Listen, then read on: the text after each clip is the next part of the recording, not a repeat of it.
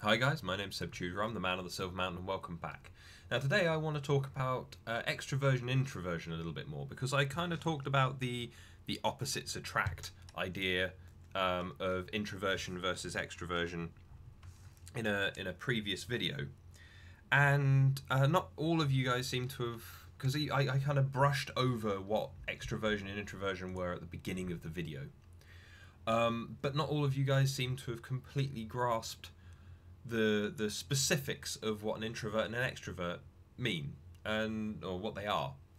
And so it's a case of I kind of want to go through that again because these words are thrown around like nothing else, and there's a lot of misconceptions about them purely because they're pop psychology and they're in all these weird quizzes and people can easily try and identify as one or the other.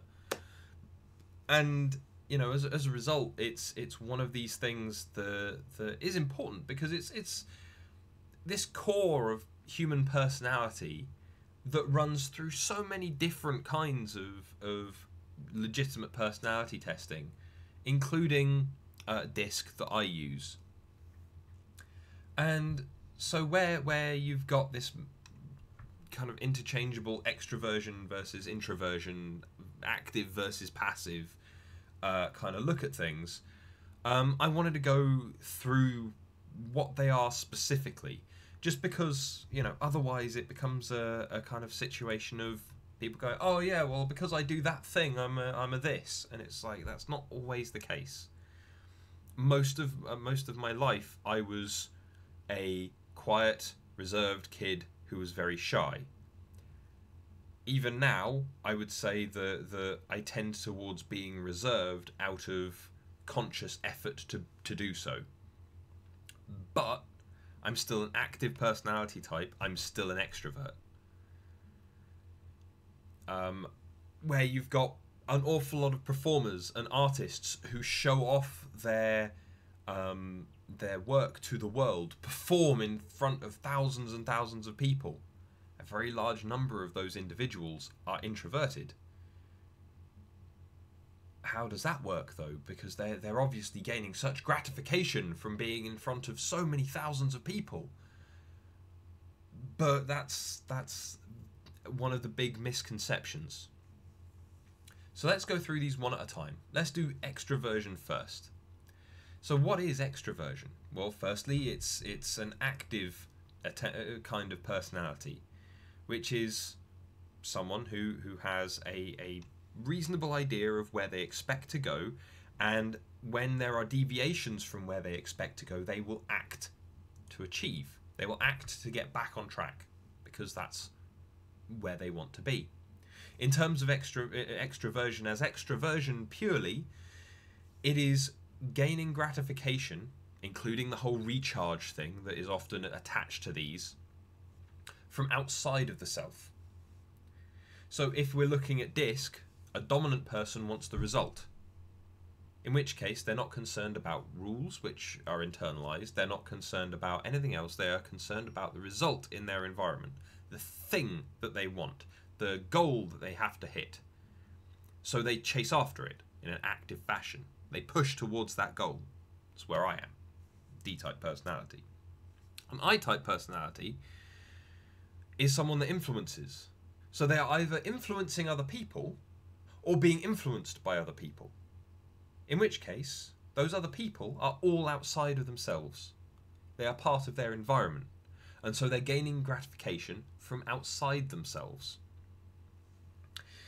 As a result, yeah, you tend to see extroverts being higher energy, more assertive, more talkative, thriving on being around other people, including things like the life of the party or political and public demonstrations and all that kind of thing. They tend to work fairly well in groups, but also more dominant, assertive, task-focused individuals are not people-focused. So they will drive towards a goal and potentially leave a group in their dust if they don't know how to, if they haven't found their own ways to work with those people.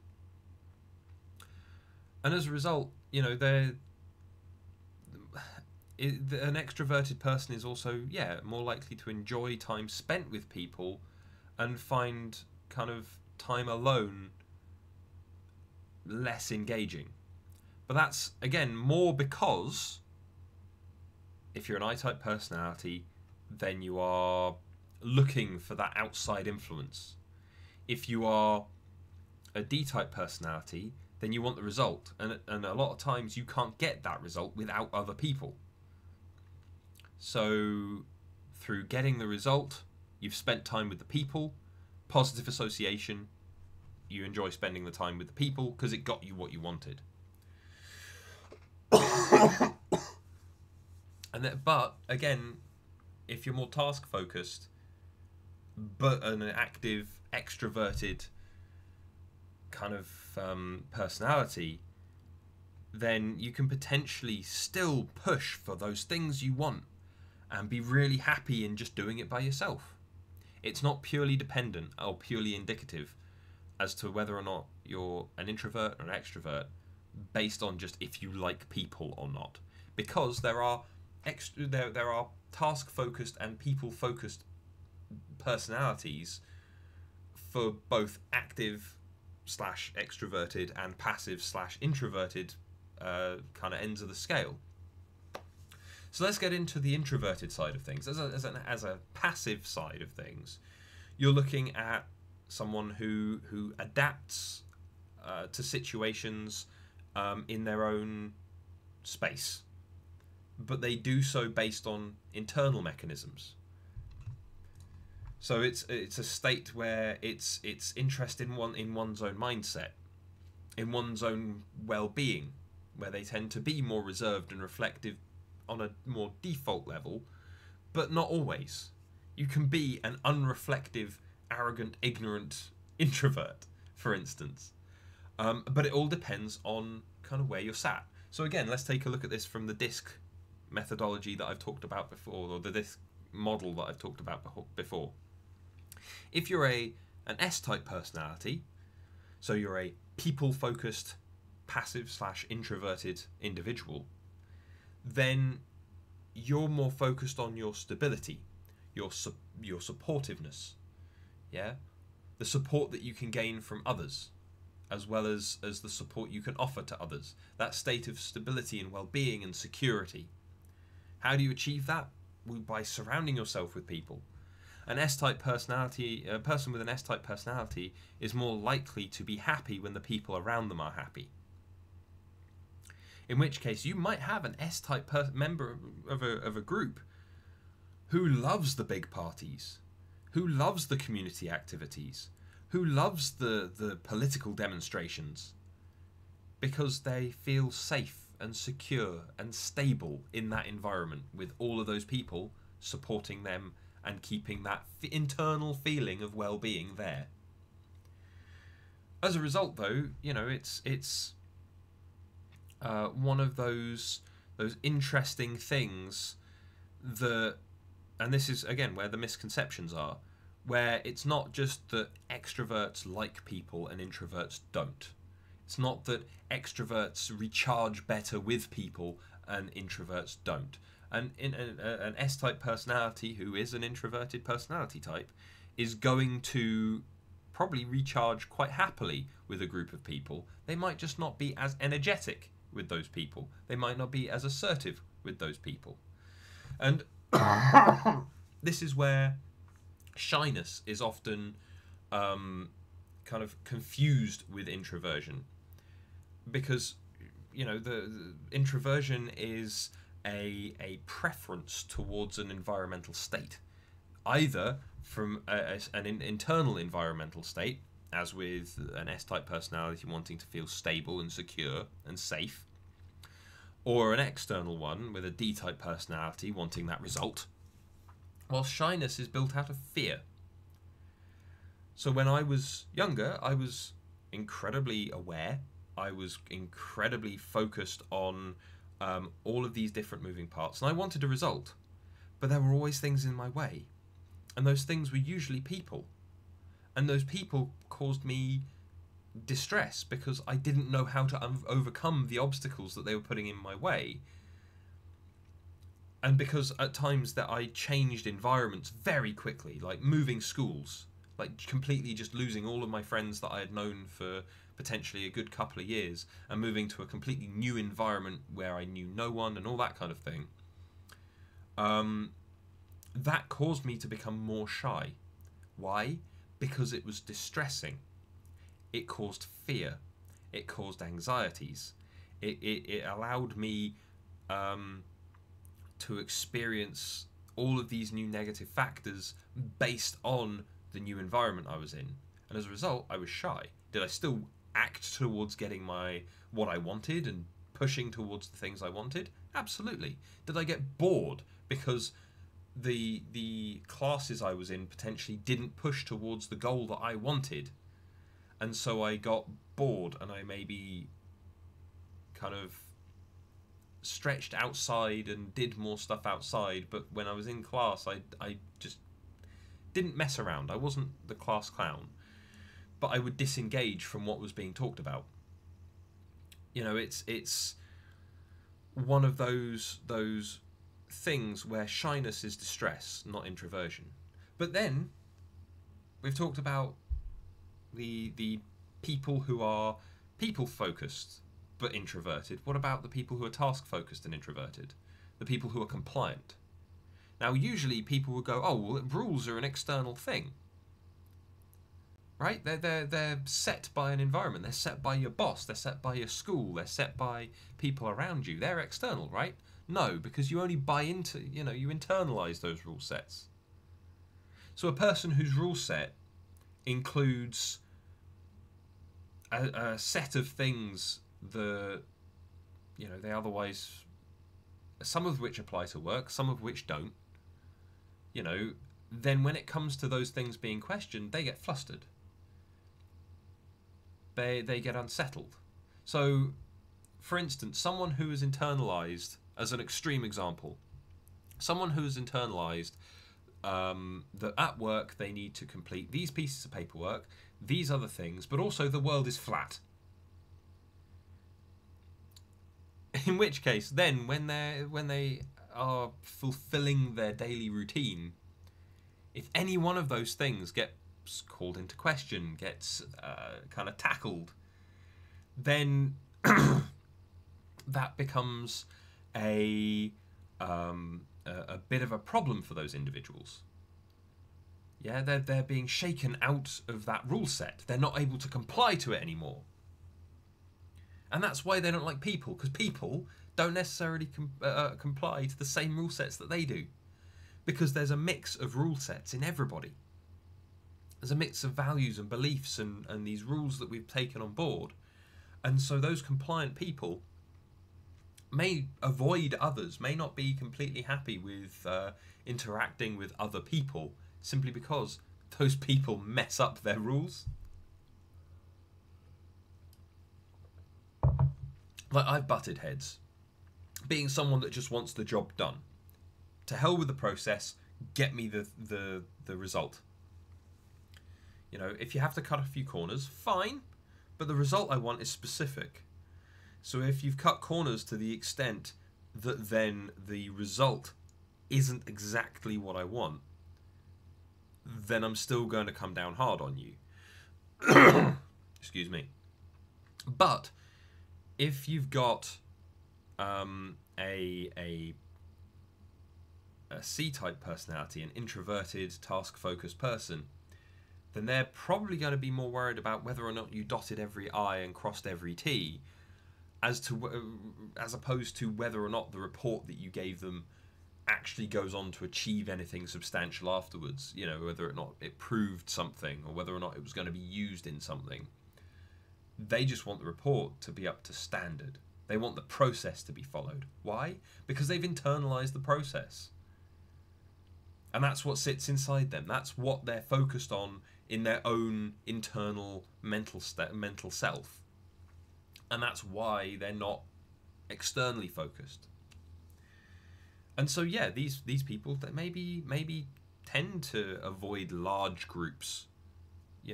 It's harder to gain the support of a larger group. So an S-type personality wants a smaller group that they can encapsulate themselves within. a C-type personality, the more people you've got, the harder it is to make sure that everyone adheres to your rules. Because that requires more communication, it requires more time wastage, it requires more stuff to do just to get the same result. So they prefer to keep a smaller group of people. You know, it's pretty straightforward when you look at it this way. Now, beyond that though, can people change? Can people go from being incredibly extroverted to being less so? From being very, very introverted to suddenly flipping completely and becoming extroverted? Yeah, you can. All of your personality traits can change over time. I've said that I'm a D-type personality, but the very first disc profile I had, I was a kind of moderate D. I was a DI personality type, unless I was under stress, and then it flipped, and I was an ID, so I became much more communicative under stress. But when I was actually doing my accreditation with DISC, and I had another profile done on me so that it could be used as part of the teaching, my numbers had all shifted. Not a lot, because my situation hadn't changed hugely, but enough for there to be an obvious difference. So I was a higher D, but my I had dropped off a little bit. And this was because I was now off by myself doing my own thing. So I was much more focused on the task than on my team, because my team is me. And so as a result, that communicative influencing element of my personality that I was exercising had dropped off a little bit. Made sense. And then also, when it came to me under stress, I was still more communicative, but that had become much more level with the D. So I was still ID, but the numbers were different. It had become more balanced between the two, and that was it. Things like my supportive side of my personality, which sounds strange coming from a coach that literally wants to help other people achieve their goals, but the supportive kind of me worried about my security, me worried about my own stability, all of that internal stuff dropped off more. Why? Well, simple. I was taking risks to get where I wanted to go, to do more stuff. You know, and so as a result, I wasn't exercising that much. And so that set of behaviours that was informed by that element of my personality dropped off some more. And so it became a negligible number in the whole matrix, on the graphs. But so people can change. Probably not a lot over time, you know, but they do change. Some people will flip completely because of trauma, because of a really bad experience, because of some other horrible thing that's happened. There will be these shifts, these big flips. And it can happen. But, again, this is very much considered to be a kind of continuum from one to the other. Because as I said, it's metrics. You can go down the numbers to one extent or another. But there are some people who will see introversion and extroversion as completely divided, mutually exclusive. And yet, you know, this isn't what a lot of the models suggest. You know, because as I said, you can shift from one to the other. And so, you know, some people score much closer to the halfway mark. And this has been, in more recent years, been given a new name as an ambivert. And they have fairly moderate comfort levels in all of the different situations that we've been describing so far in regards to outward gratification versus inward gratification. And so these people are likely to be quite well balanced. They're likely to be able to react appropriately to their situations and gain either a lot of gratification from both, or, depending on the situation, gain gratification from one or the other, purely based on their enjoyment and their engagement. So really and truly, everyone is something of an ambivert, because there are always going to be those times that maybe an introvert really enjoyed being in that huge sea of people. And they felt safe and secure there, and so they felt good, and so they recharged, and whatever else you want to attach to it. they got that there. Or an extrovert may have had the goal of just going and relaxing. And that goal that they've had, based on their environment changing towards one that is more conducive to them relaxing, is all they care about in that situation. And so they might be by themselves on a beach, just dozing or reading in the sun. And yet that environment has informed how they are now perceiving the world, how they are gratified by it, even though really and truly the way that they've been affected is their internal mood set being just shifted as a result of them being in a place that isn't as demanding as stressful on them. You know, there's all of us are ambiverted in some way, but obviously, you know, I'm sat on the higher end of the extroversion scale personally. I know full well that some people are otherwise, but where you've got people going, oh well, I do X, but then I go do Y, and I'm normally quiet and focused on my internal self, my self perceptions and things. But then I go and do this thing, and I do it in front of a lot of people. Well, great. That just means that potentially you're a brave introvert that has thrown yourself into a situation that you're not too comfortable with. But my question would then be, why do you do that? Is it because of what you feel inside? Are you blanking out the room and just doing what feels good to you inside? Because if so, then yeah, that's you're still undertaking an extroverted act, just with an audience. You know, it's those kind of things that seem to be missed in my last video, and seem to be missed by people who maybe weren't as familiar with the accurate terms and the full explanations of what extroversion is and introversion is.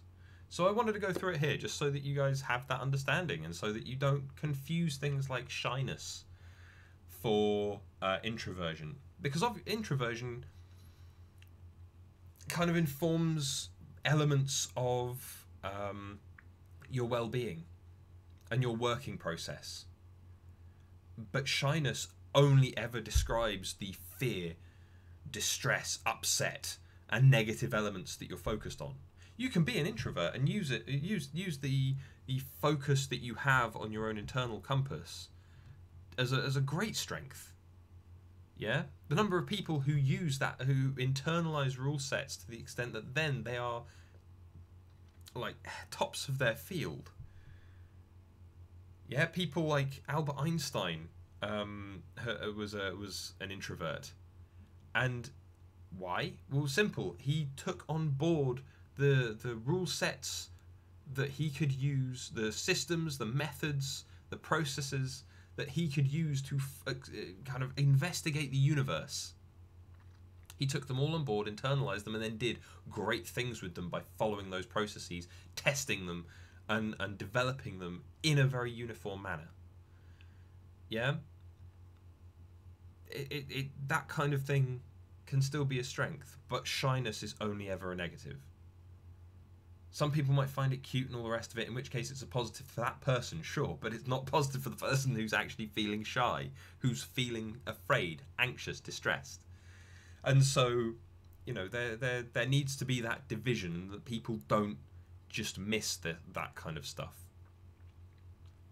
But there you go, guys. I love to hear your thoughts. You know, have you ever been tested? Have you ever gone and investigated the kind of measurable ways in which you are extroverted or introverted? If not, you know, fine, but which do you consider yourself to be? Especially considering I might have just given you some more to think about and some more to kind of read into. Where do you think you sit on that scale? Either way, guys, thank you very much for watching. Hope you found it interesting, and I'll see you in the video later. Take care. Thank you very much for watching, guys. If you enjoyed this video, then please drop us a like, share this video, and subscribe for more. And I'll see you in the video later. Take care.